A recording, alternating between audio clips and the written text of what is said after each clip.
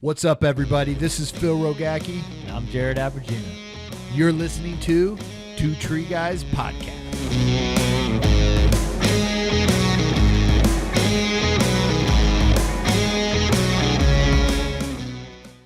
What's up, everybody? Phil Rogacki here with another episode of 2TG. Thank you for everybody tuning in today, wherever you're at in the world.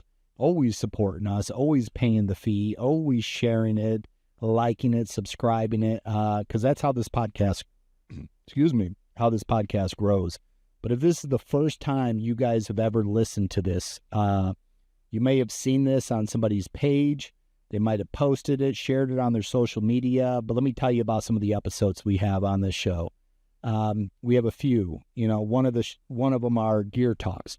We bring in different products and we talk and break down the gear, the good, the bad, how it was made, kind of the story behind it, so you guys can learn about different products that are out there in the industry. We have our training talk, bringing different techniques and skills that we can share with you that you're able to use out there in the field every day. We have our safety talks. We talk about real life incidents that happen in our industry. How do we overcome those? How do we mitigate those in the future and make it safer for us doing this work every single day?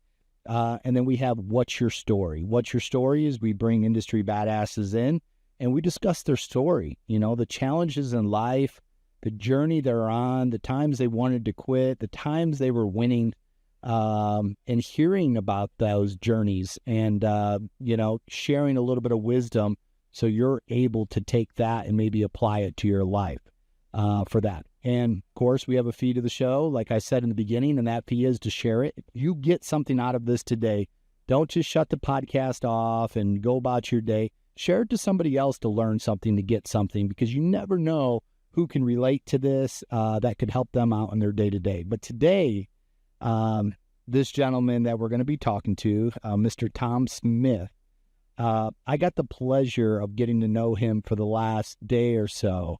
And man, does he have some awesome stories. And I feel like I haven't even cracked into the amount of stories he has and challenges in life and the way he's overcome them. But I've enjoyed the last few days talking to you and really going and excited about the future of being able to chat with you. But he has a company called Century Products, CEO, founder of that, with some really cool products. But today we're going to hear his story.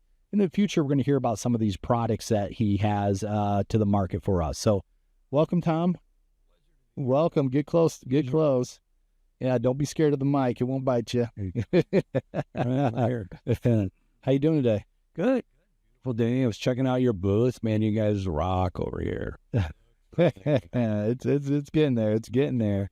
But this is the podcast for you. This is to hear your story. And once your story's out there, it lives there forever in the World Wide Web. It'll never disappear. So, 20, 30 years down the road, who knows who listens to this and who you can help out and give some few laughs out there. So let's dive into your story, man.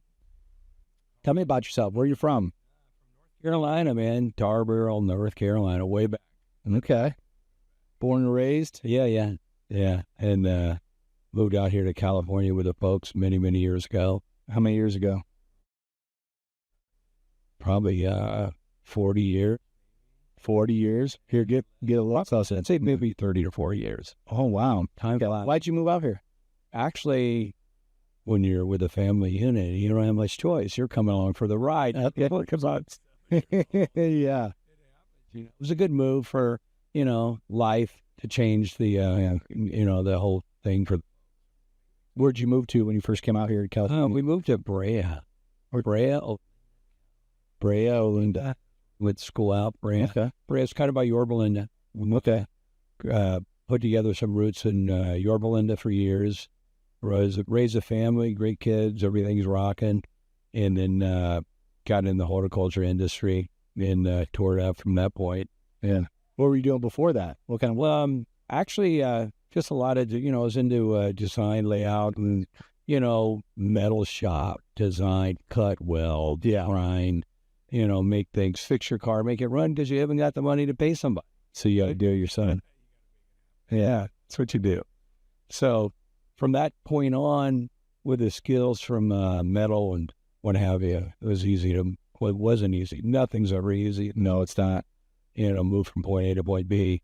Yeah.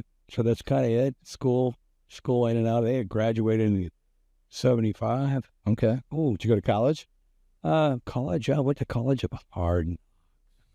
Nice. College of the streets. College out in art. Did a lot of training. Went to Australia for a while. Spent some time where there. Did a little training, horticulture industry, and at the same time we were doing the Australian stuff. We were running a tree division here in the U.S. But how'd you get into horticulture?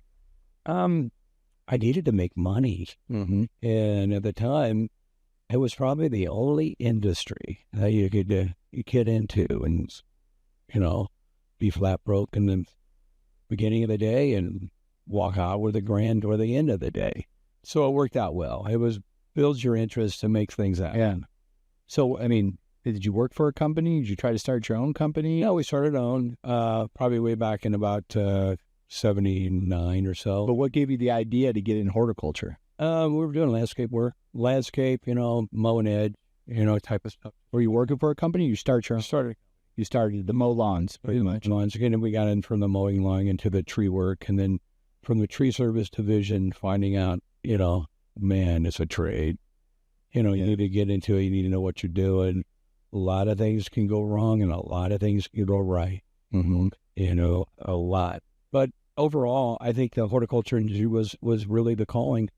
When did you feel like that first time, like, this is my calling?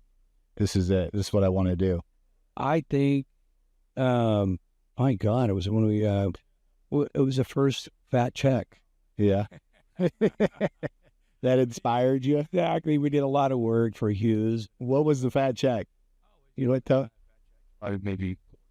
Yeah, but what was it? Do you remember when you first got it? It was like kind of job it was? It was like trimming a roll of ukes, getting in there and kind of, heading back to trees, making some clearance and stuff. And that happened to be for a Hughes aircraft at the time. Okay. Walked into a project. Somebody knew somebody that I knew that I needed to know to get something happening. And from that point on, it just started rolling.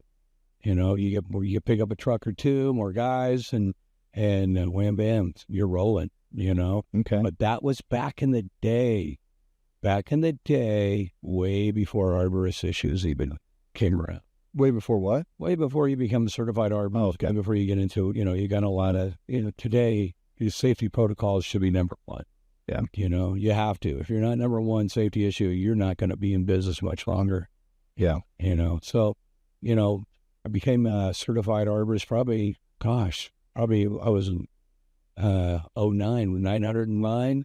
Yeah. I think it was right behind West Coast somewhere. Okay. Yeah. 909? That was like way back in the day. Okay.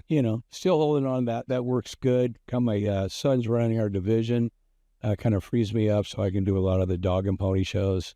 Well, let's talk. There's a lot that happened in between there. So 1975 or so, you started landscaping. Yeah, landscaping. 79, you got into tree care. Kind of tree care. I think we walked into projects and could get into some county projects, government projects where you can go out, root prune, dropping in barriers, and then trimming. Yeah. Big. So a contract for 300 to 400 trees at a whack's big time for a small guy. Yeah. And then they got bigger and bigger. You're doing 1,200 tree hits and you're learning a lot. You're learning what to do, what not. And your company was focused a lot on municipality, residential. Probably a little back in those days. It's around it. A lot of the survival funds you need from residential work. Yeah. Government agencies, county work comes in later. You build up maybe 10, 15 guys, and then you got steady guys that you can count on, which is really hard to find. Yeah. Tree work stuff. Yeah. Guys are tough. Mm-hmm. But back then I think they're a little tougher. Back then, a little tougher. A little tougher. But now they're guys, yeah. But I mean, amount of work you do and what we did back then, was blow and go, 10, 15-hour days. Yeah. To make it happen. But, getting into tree work, kind of give you a background. Started out with county, Orange County work was big. We're doing a lot of stuff. I was right around the start of this root barrier episode where, root pruning, trip and fall hazards were the gig. I mean, obviously we want to reduce the liabilities. Our knack was to reduce the liabilities for trip and fall hazards for government agencies, commercial, residential. That's big. I mean, that was way before you had an attorney hiding behind every tree. Yeah, right now, it's kind of pretty common. Trip and fall hazards are an epidemic for cities. Every city's planted trees before they even knew about root control barriers or anything. And back in that day, we were all experimenting. What can we do? How can we do this without killing the trees, without creating a major problem? And that was a Wild West. And, I ended up with some big contracts with Orange County titling, probably about 800 units, trees, good size trees. I remember this was like in Rossmore. Yeah. And at that time, we were running a lot of material. The only game in town was a deep root. I was one of the first guys that actually designed, put together a patent on a root barrier product, and everybody adapted it. It went everywhere. You're a rock star. What's root pruning? We don't know. How do you do it? We don't know. How do we figure it out? You do the research, you buy the equipment, and back then, the only game was Vermeer. Vermeer put together a nice little root pruner track unit, rubber tire unit, and from that point on, you get paid per location. You don't get paid till the job's done. You got to move on that and do the pruning and move forward. You get that kind of numbers takes a lot of guys, So that was back in the day. And then I think one of the first jobs we did, I'm the guy on the root pruner. I'm the guy running the show.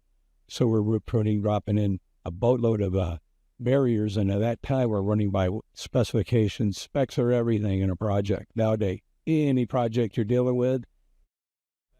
So were these the specs coming from the city, putting the root barriers in? Yeah, your specs are coming from your architects that are laying the stuff down for the cities. If I got a project, I'm going to get a spec that's going to tell me what to do. It's going to tell me what to use. And if I'm going to do the job and I'm going to get paid per location, I got to make sure I follow it because I got an inspector that's down my back, majority of the time. Double check, make sure the depth's right, make sure the trees are laced properly. At that time, we did a lot of lace work. I mean, ASI, standards and stuff like that was just starting to come around. And what year was this during this time? God, really jam. 80s, probably. 80s, yeah. Through the 80s, 90s. I hooked up with a lot of Disney work. That was good. Yeah. Learned a lot. But I learned more, necessity in doing a project is where it's at. If you're into the project, like we were when we cut our teeth on Rossmore. This is over in Long Beach, everyone. Yeah. And we're root pruning literally hundreds of trees. And I'm the guy in the root pruner. I'm sweating it out every day, cutting the trench, dropping the barriers in, have the guys follow behind, backfill, minimize the damage with the gas lines, try to watch out for the water lines, and walk through the project and make sure if you cut the water mains, you get them back on before the end of the day. You just don't walk away and leave it. Yeah. Hell, your sprinklers kick on at 2 o'clock in the morning. And gas mains are horrible. You hit a gas main is a big issue.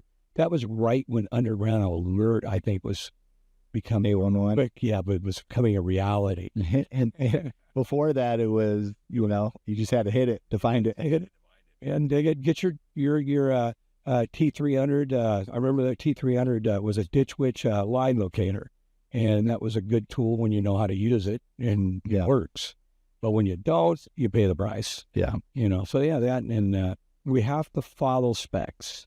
So we're following specs, even just a brief protocol. Following specs call out a specification for a root pruning application means we cut a trench 16 inches deep. Okay, and that time the only game was a Vermeer. So we're using a Vermeer root pruner, going through, making the trench. Okay, we were doing what do you call 20-foot centers back then. Yeah. Now they're bringing it down to 10-foot centers. 20-foot centers mean 10 foot on each side of the tree. So we make the cut, we drop the barrier in, and we go over the specs. From that time, we were running deep root specs. Specs call for 4 inches below grade. So we're doing that for the first. I was probably the only guy in Orange County who was killing the root pruning project. So I had a project for probably 4 or 5 years in a row. So I'm really got to move in with it. And we'd come in and root prune, knock out 300-400 trees, close it up for the next year, next season, come back, bid on the same project, come through, was awarded the same project. But I noticed one hot, sweaty summer day, I'm running that doggone grinder, and I'm noticing all this black stuff coming out of the ground. And I'm going, well, wait a minute. Didn't pay any attention to it.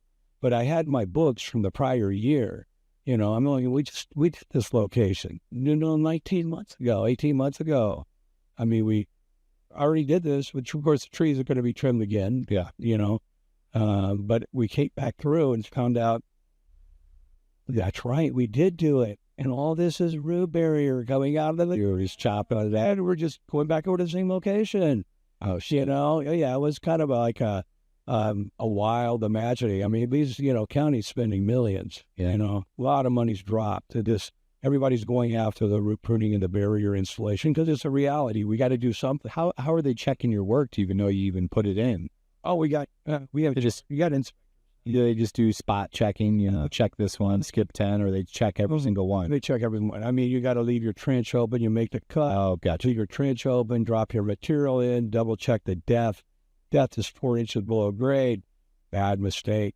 That's where we learned. That's what kind of launched our life in the world of root control. And as a fact, knowing we got hired by Gary, guy in charge of Orange County, the head dog, was wondering, there's a lot of money you guys burned.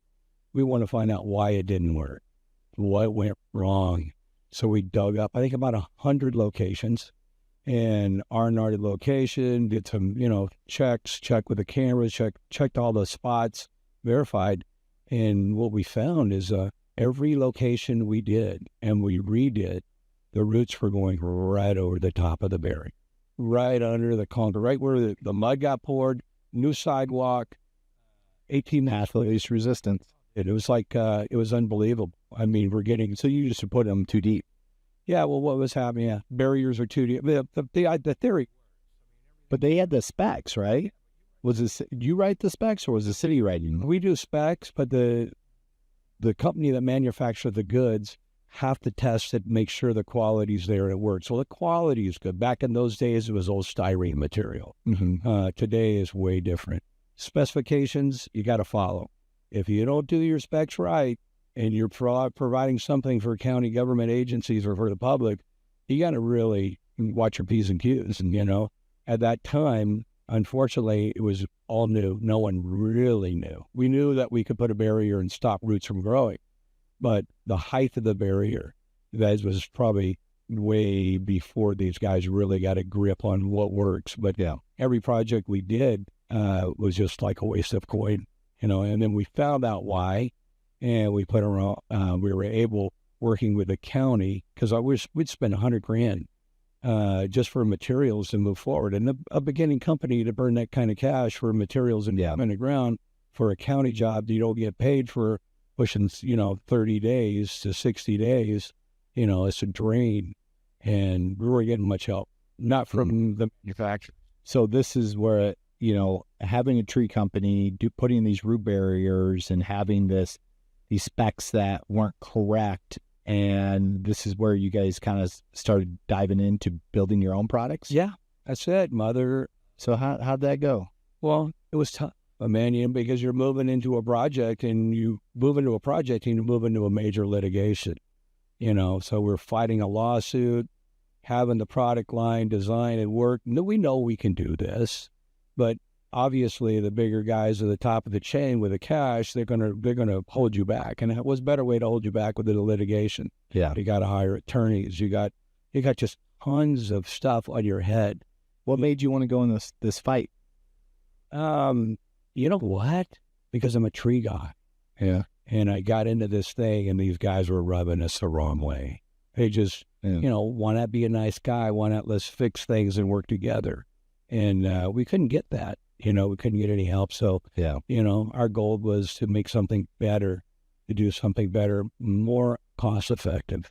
And this is where Century came along. So we put it together, made something tight that worked, a direct competitor to the issue. But, back in those days, litigation's hard. You could drop, $200,000-300,000 attorney fees, and you're just a little tree guy. You're trying to make your payroll. Yeah. Between the litigation and the actual job, we were able to pull it together. I know.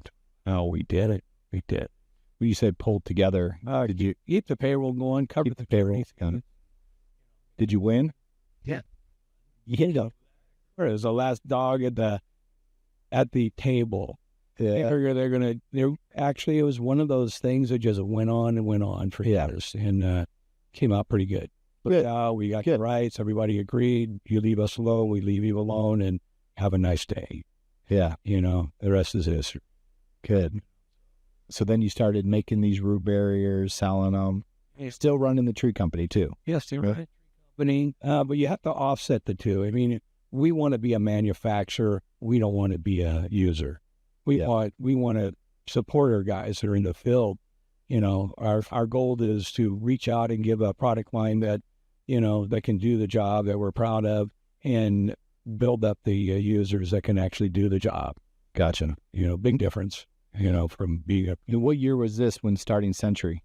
Oh, it's probably, 80s, 90s, I believe, right around the time. 80s, 90s? Yeah. Gotcha. So you've been doing this now, let's just say 90. So 35 years almost. Oh, God, yeah, man, 40.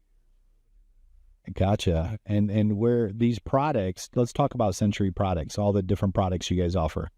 Yeah, well, Century products, okay, we started out utilizing, like every other tree company, styrene-based or polypropylene-based material.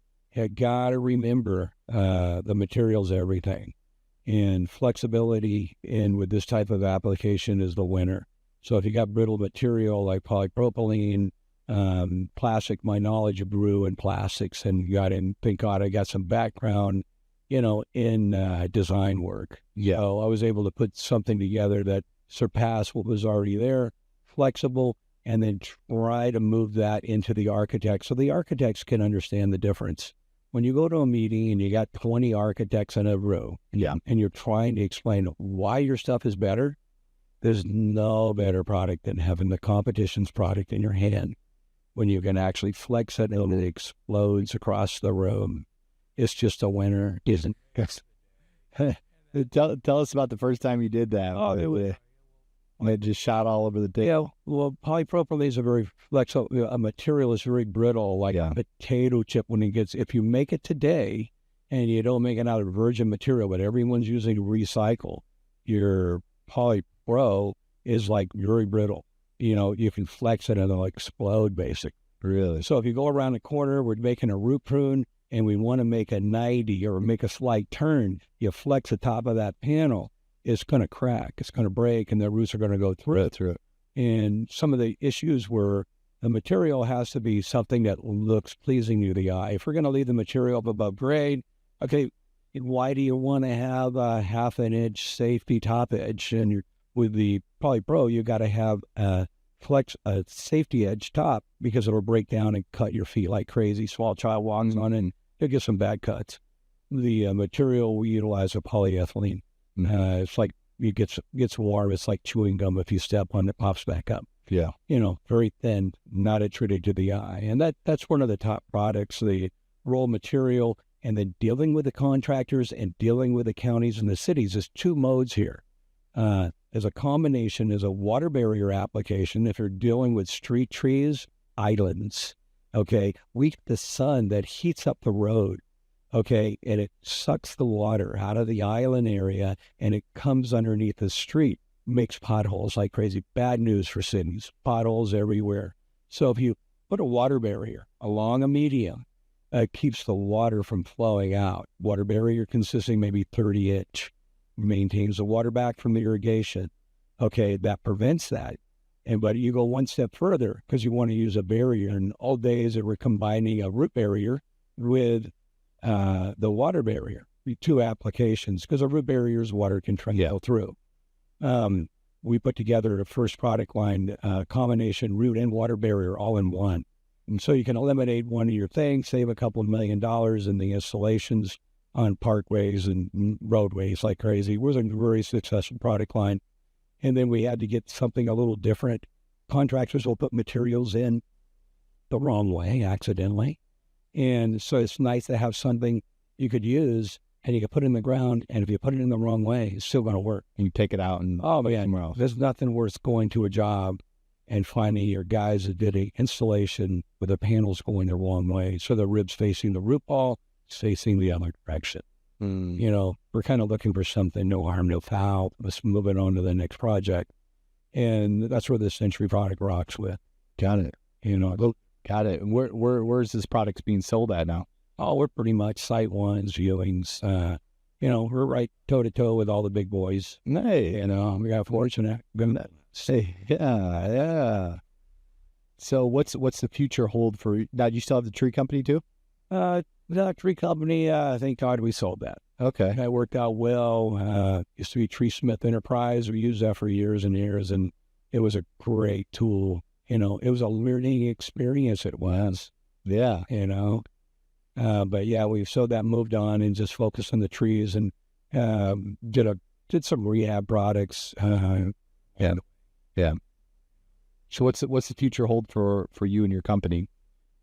Century is going to be a rock star, man. We're out there. Our goal is to be number one. Our goal is to work with our contractors to keep the price points that are necessary. Big projects are big ideas. If you run across a project that requires, you know, a couple $100,000 in the root barrier material on the ground, if we can provide that same material and keep that price point low, you get a lot more green above grade. We get the architects, you know, getting in what works and what doesn't work. And I future good, you know. Good. You going to pass this company on to your sons? Actually, my boys already. Oh, yeah, they're running it. Okay. You get to come do all the fun stuff. I can do the PR and get out there and keep the machinery running. Keep it going. In your years of being in our industry, creating a product to be able to sell back to the industry, there's been a lot of probably ups and downs and things you've learned. What's some wisdom that you can share, some tips from the top that you can share to listeners? Oh, man, there's a lot. Don't give up, man. You know, use your hands, use your head, get in there, make it happen. That's some good wisdom. Well, I'm excited to go through too in future episodes about some of the products you have and really break down, you know, root barriers, you know, talk about your Geo Ripper, which I'm excited about hearing more about. You know, I sent this over to my VP, and he was like, man, everybody online is talking about this in the concrete world. Yeah, Facebook, everything. He sent me some pictures of it and go, look, dude, everybody loves this thing. So it's like the Geo. If you're in business and you're digging in the dirt, you're cutting trenches, you ain't making money. Mm-hmm. If you don't have a Geo Ripper, it's one of the top tools out there. It'll cut a trench 2 inches wide and go down probably 30 inches. Wow. I mean, and as fast as you can walk behind it, you can make that cut. If I hadn't had this tool, I would probably still be in the root pruning business. Yeah, I'd be killing it because I could set out crews with 1 or 2 Geo Rippers, and I can knock out probably, I'd say almost 30 to 45 locations a day. And that would be going on 20-foot centers. Today, everything should be going like 10-foot centers. So, I mean, it's a magic machine. It took a lot of years to get that thing to do what it does. Took a lot of engineering work. The guys that run this stuff were top dogs, man. And this is awesome. And it's kind of run with a belt drive. No, don't tell too much. That's for the next episode. Yeah, so everybody's listening. It's a rock star machine. That's the draw right there. You guys got. That's the opening scenes for the next episode. You guys got to look at when we're going to do gear talk on the Geo Ripper for that. So, Tom, appreciate you being on the show. Thank you for sharing your story with us. For everybody that's listening, we appreciate you guys always for sharing the show. Like, subscribe. Tag us in anything you post. Give us 5 stars. If you got something out of this, if you learned something today, and like always say, you remember to continue to elevate the standard of the industry through safety, training, and innovation. Until next time, we'll see you guys. Bye.